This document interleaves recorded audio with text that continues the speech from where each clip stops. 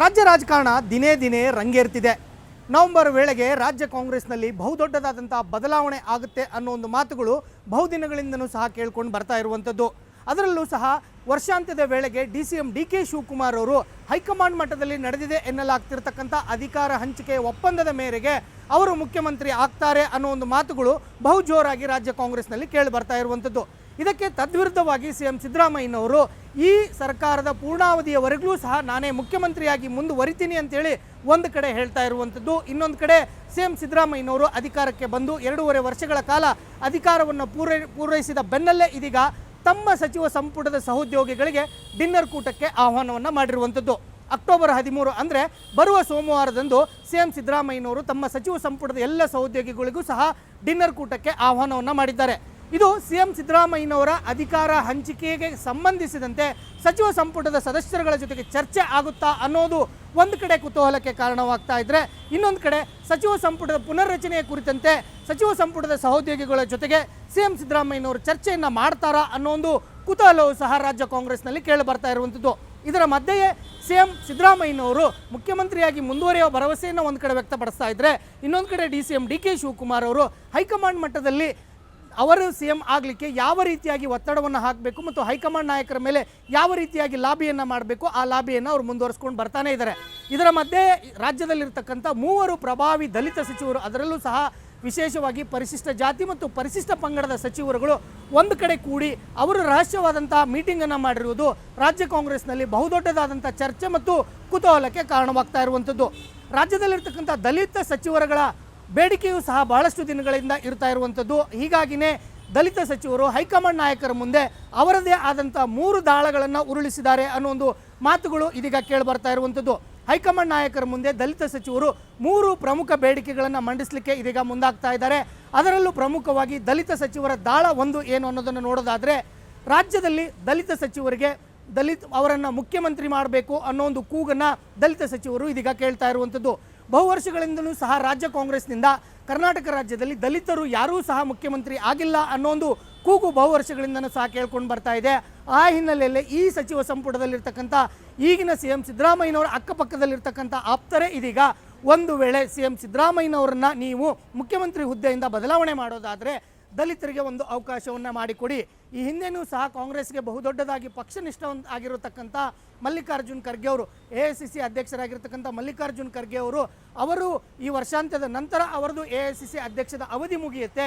ಹೀಗಾಗಿ ಅವರಿಗೆ ರಾಜ್ಯ ಸರ್ಕಾರದಲ್ಲಿ ಬಹುದೊಡ್ಡದಾದಂಥ ಹುದ್ದೆಯನ್ನು ಕೊಡಿ ಅಂತೇಳಿ ದಲಿತ ಸಚಿವರು ಹೈಕಮಾಂಡ್ ಮುಂದೆ ಒಂದು ಬೇಡಿಕೆಯನ್ನು ಇಡ್ತಾ ಇರುವಂಥದ್ದು. ಒಂದು ವೇಳೆ CM ಸಿದ್ದರಾಮಯ್ಯನವರು ಅಧಿಕಾರವನ್ನು ಬಿಟ್ಟುಕೊಡ್ಲಿಕ್ಕೆ ಮುಂದಾದರೆ ಮಲ್ಲಿಕಾರ್ಜುನ್ ಖರ್ಗೆ ಅವರು CM ಸ್ಥಾನವನ್ನು ಒಪ್ಕೊಳ್ಳಿಕ್ಕೆ ತಯಾರಿಲ್ಲದೆ ಹೋದರೆ ಆ ಸ್ಥಾನವನ್ನು ಪರಮೇಶ್ವರ್ ಅವರಿಗೆ ಕೊಡಿ, ರಾಜ್ಯದಲ್ಲಿ ದಲಿತ CM ಅನ್ನು ಮಾಡಿ ಅನ್ನೋ ಒಂದು ಕೂಗನ್ನು ಇದೀಗ ದಲಿತ ಸಚಿವರು ಎತ್ತಿರುವಂಥದ್ದು. ದಲಿತ ಸಚಿವರು ಒಂದಲ್ಲ ಎರಡಲ್ಲ 3 ಪ್ರಮುಖವಾಗಿ ಬೇಡಿಕೆಗಳನ್ನು ಇಟ್ಟಿದ್ದಾರೆ.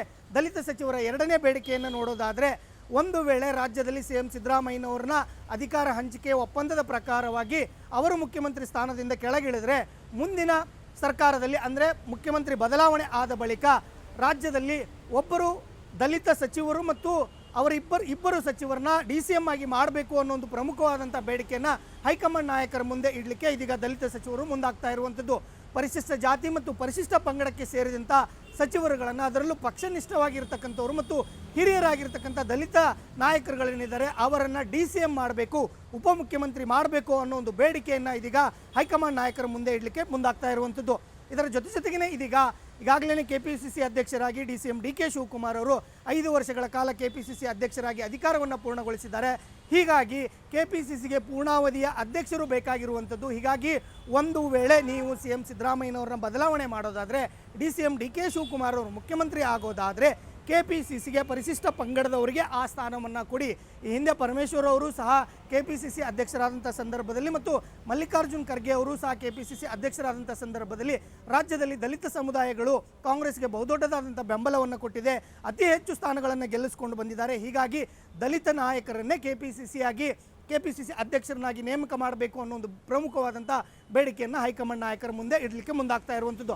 ಆ ನಿಟ್ಟಿನಲ್ಲೇ ಈಗಾಗಲೇ ನಾವು ಸಹ KPCC ಅಧ್ಯಕ್ಷ ಸ್ಥಾನದ ಆಕಾಂಕ್ಷಿ ಅಂತೇಳಿ ಸಚಿವ ಸತೀಶ್ ಜಾರಕಿಹೊಳಿ ಅವರು ಬಹಿರಂಗವಾಗಿ ಒಂದು ಮನವಿಯನ್ನು ಸಹ ಮಾಡಿಕೊಂಡಿರುವಂಥದ್ದು ಮತ್ತು ಸತೀಶ್ ಜಾರಕಿಹೊಳಿ ಅವರನ್ನ KPCC ಅಧ್ಯಕ್ಷರನ್ನಾಗಿ ಮಾಡಲಿಕ್ಕೆ AICC ಅಧ್ಯಕ್ಷ ಮಲ್ಲಿಕಾರ್ಜುನ್ ಖರ್ಗೆ ಅವರು ಸಹ ಸಮ್ಮತಿಯನ್ನು ಸೂಚಿಸಿದ್ದಾರೆ. ಆದರೆ ಸೂಕ್ತ ಸಮಯದಲ್ಲಿ KPCC ಅಧ್ಯಕ್ಷರ ಬದಲಾವಣೆ ಆಗುವಂಥ ಸಾಧ್ಯತೆಗಳು ದಟ್ಟವಾಗಿರುವಂಥದ್ದು. ಹೀಗಾಗಿನೇ ಒಂದು ವೇಳೆ ರಾಜ್ಯದಲ್ಲಿ ಮುಖ್ಯಮಂತ್ರಿ ಬದಲಾವಣೆ ಆದರೆ ಅಧಿಕಾರ ಹಂಚಿಕೆ ಒಪ್ಪಂದದ ಪ್ರಕಾರ ಅಧಿಕಾರ ಹಂಚಿಕೆ ಆದರೆ KPCCಗೆ ದಲಿತರನ್ನ ಅಧ್ಯಕ್ಷರನ್ನಾಗಿ ಮಾಡಿ ಅನ್ನೋ ಒಂದು ಬೇಡಿಕೆಯನ್ನು ದಲಿತ ಸಚಿವರುಗಳು ಇಡ್ತಾ ಇರುವಂಥದ್ದು. ರಾಜ್ಯದಲ್ಲಿರ್ತಕ್ಕಂಥ ದಲಿತ ಸಚಿವರುಗಳಾಗಿರ್ಬೋದು ಮತ್ತು ಶಾಸಕರುಗಳು ಬಹುದೊಡ್ಡದಾದಂಥ ಈಗ ಒಗ್ಗಟ್ಟನ್ನು ಪ್ರದರ್ಶನವನ್ನು ಮಾಡ್ತಾ ಇರುವಂಥದ್ದು. ಯಾಕಂತಂದರೆ ಈ ಹಿಂದೆ ದಲಿತ ಶಾಸಕರು ಮತ್ತು ಸಚಿವರುಗಳು ಡಿನ್ನರ್ ಕೂಟಕ್ಕೆ ಸೇರ್ಪಡೆ ಆಗಲಿಕ್ಕೆ ಮುಂದಾದಂಥ ಸಂದರ್ಭದಲ್ಲಿ ಹೈಕಮಾಂಡ್ ನಾಯಕರುಗಳು ಆ ಡಿನ್ನರ್ ಕೂಟಕ್ಕೆ ಬ್ರೇಕನ್ನು ಹಾಕಿದ್ರು. ಹೀಗಾಗಿ ಇದೀಗ ದಲಿತ ಸಚಿವರು ಮತ್ತು ಶಾಸಕರುಗಳು ಎಲ್ಲರೂ ಸಹ ಒಗ್ಗಟ್ಟಾಗಿ ಹೈಕಮಾಂಡ್ ನಾಯಕರ ಮುಂದೆ ಬೇಡಿಕೆಯನ್ನು ಇಡಲಿಕ್ಕೆ ಮುಂದಾಗ್ತಾ ಇರುವಂಥದ್ದು. ಹೀಗಾಗಿನೇ ರಾಜ್ಯ ರಾಜಕಾರಣ ದಿನೇ ದಿನೇ ಒಂದು ಕಡೆ ರಂಗೇರ್ತಾ ಇದೆ. ಇನ್ನೊಂದು ಕಡೆ ನವೆಂಬರ್ ನಂತರ ರಾಜ್ಯ ಕಾಂಗ್ರೆಸ್ನಲ್ಲಿ ಯಾವ ರೀತಿಯಾದಂಥ ಕ್ರಾಂತಿ ಆಗುತ್ತೆ ಅನ್ನೋದೇ ಇದೀಗ ಸಾಕಷ್ಟು ಕುತೂಹಲಕ್ಕೆ ಕಾರಣವಾಗಿರುವಂಥದ್ದು. ಕ್ಯಾಮ್ರಾಮನ್ ಅಜಯ್ ಜೊತೆ ವೀರೇಶ್ ದಾನಿ, ಗ್ಯಾರಂಟಿ ನ್ಯೂಸ್, ಬೆಂಗಳೂರು.